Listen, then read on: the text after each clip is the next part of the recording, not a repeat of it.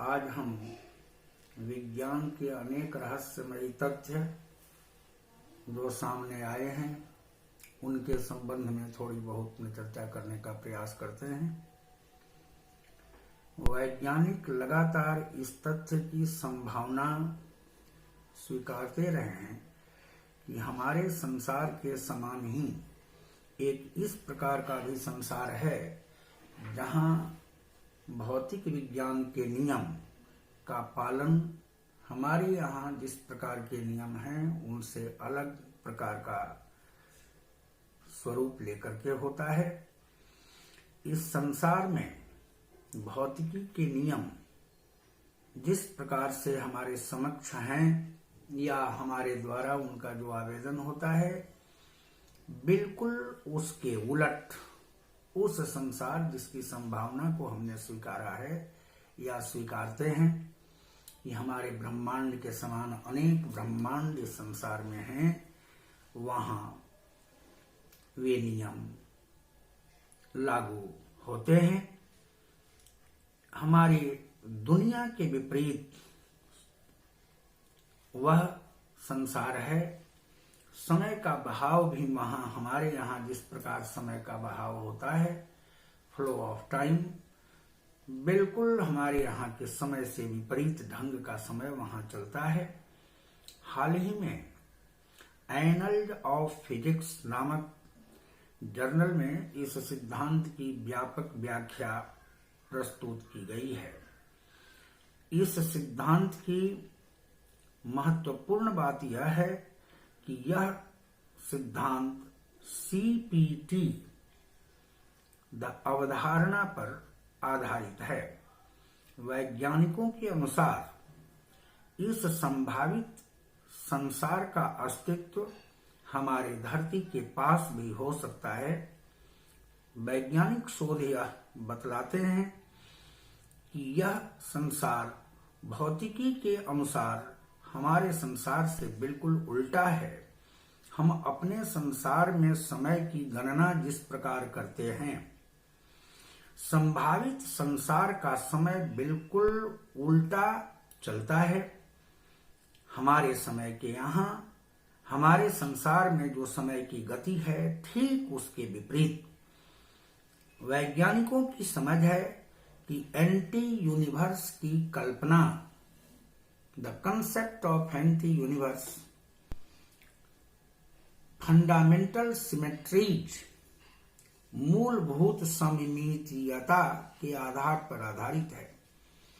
इस परिकल्पना पर काम करते हुए डार्क मैटर्स की व्याख्या की गई है। रिसर्च स्कॉलर की परिस्थिति यह है कि वे इस बात की संभावना को स्वीकारते हैं कि संभावित दुनिया में न्यूट्रॉन का घुमाव दाईं तरफ होता होगा। इस दुनिया के संभावित तथ्यों के प्रमाण के लिए वैज्ञानिक मास न्यूट्रॉन्स के परीक्षण पर लगे हुए हैं। यदि मास न्यूट्रॉन्स के परीक्षण में वैज्ञानिक सफल रहे तब दूसरे संसार का अस्तित्व सिद्ध हो जाएगा। मास न्यूट्रॉन्स परिकल्पना की सबसे महत्वपूर्ण बात यह है कि हमारी दुनिया के समान ही संभावित दुनिया में गुरुत्वाकर्षण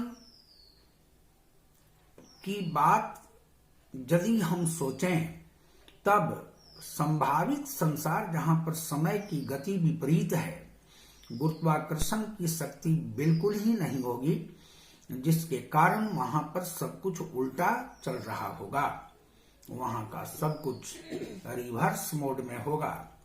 प्रति पदार्थ एंटी मैटर्स अस्तित्व में हैं, वे इस बात की वैज्ञानिक संपुष्टि हो चुकी है। इस तथ्य की खोज वैज्ञानिक कर चुके हैं। इसी आधार पर वैज्ञानिक लगातार यह प्रश्न उठाते रहे हैं कि क्या प्रति ब्रह्मांड एंटी यूनिवर्स अस्तित्व में हो सकता है। प्रत्येक आविष्ट मौलिक कण का एक प्रतिकण होता है एंटी पार्टिकल। अब प्रश्न यह उठता है कि अनाविष्ट कण का, यानी जिस कण पर कोई चार्ज ही नहीं हो, उसका प्रतिकण एंटी पार्टिकल क्या होगा? प्रकाश कण, फोटोन, गुरुत्व बल धारक कण, ग्रेविटॉन अनाविष्ट कण हैं। इन अनाविष्ट कणों का प्रतिकण क्या होगा? कण और प्रतिकण मिल करके ऊर्जा बनाते हैं। फोटोन और ग्रेविटॉन बलवाहक होते हैं। इसी कारण ऐसी संभावना व्यक्त की जाती है कि ये स्वयं के प्रतिकण हो सकते हैं। ग्रेविटॉन कण स्वयं का प्रतिकण है, क्योंकि गुरुत्वाकर्षण और प्रतिगुरुत्वाकर्षण लगभग समान हैं। नोबेल पुरस्कार विजेता वैज्ञानिक रिचर्ड फेनीमन ने इन ब्रह्मांडों से संबंधित एक मनोरंजक प्रश्न पूछा था।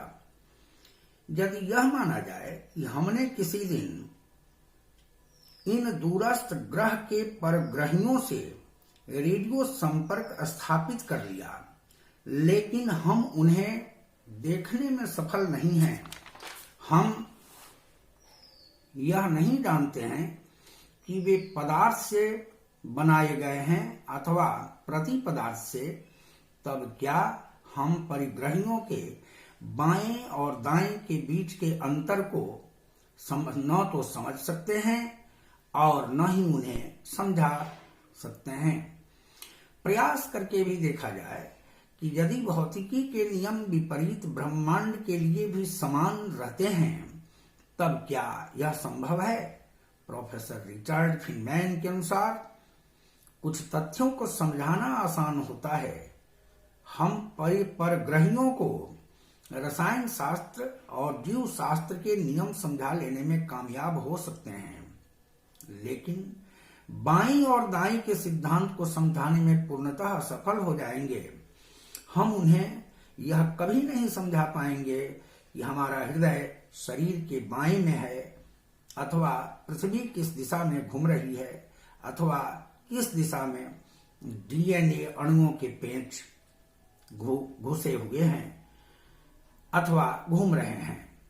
सन 1956 में दो वैज्ञानिकों सोंग दा वो ली और चेन यिंग यांग ने प्रस्तावना की थी कि कमजोर नाभिकीय बल सममिति को नहीं मानता है। इतना ही नहीं, प्रेक्षणों के क्रम में यह भी पाया गया कि कमजोर नाभिकीय बल नियमों का पालन भी नहीं करता है। एक वैज्ञानिक ने आश्चर्य व्यक्त करते हुए यहां तक कह डाला कि भगवान ने अवश्य गलती की है। अमेरिका के दोनों वैज्ञानिकों ली और यांग को इस खोज के लिए सन 1957 ईस्वी में नोबेल पुरस्कार से सम्मानित किया गया। इस संबंध में यह भी स्मरणीय है कि सर आइजैक न्यूटन और डॉक्टर अल्बर्ट आइंस्टीन के समीकरण के अनुसार भी सैद्धांतिक रूप से विपरीत ब्रह्मांड यानी इन एंटी यूनिवर्स संभव है। अब समस्या यह है कि परग्रहियों से जब हमारी मुलाकात होगी, तब हाथ मिलाने के लिए हमारे दाएं हाथ को बढ़ाने पर वे अपना बायां हाथ बढ़ाएंगे, तब क्या होगा? इसका अर्थ यह होगा कि हमने एक भयानक गलती कर दी है, और यदि हमने उन परग्रहियों से हाथ मिलाया, तब दोनों ही भयानक विस्फोट के साथ नष्ट होकर ऊर्जा में परिवर्तित हो जाएंगे, क्योंकि कण और प्रतिकण के संयोग से ऊर्जा उत्पन्न होती है। तात्पर्य यह है कि परग्रहियों के साथ हमें अत्यंत सावधानी से मिलना होगा। यह दुनिया हमारी धरती के पास हो सकती है, अतः हमारे वाङ्मय के उस सिद्धांत की पुष्टि इस वैज्ञानिक खोज से हो रही है, जिसके आधार पर यह कहा गया कि ब्रह्मांड के ऊपर ब्रह्मांड कण का प्रतिकण। एपिसोड में फिर नई जानकारी के साथ मुलाकात होगी।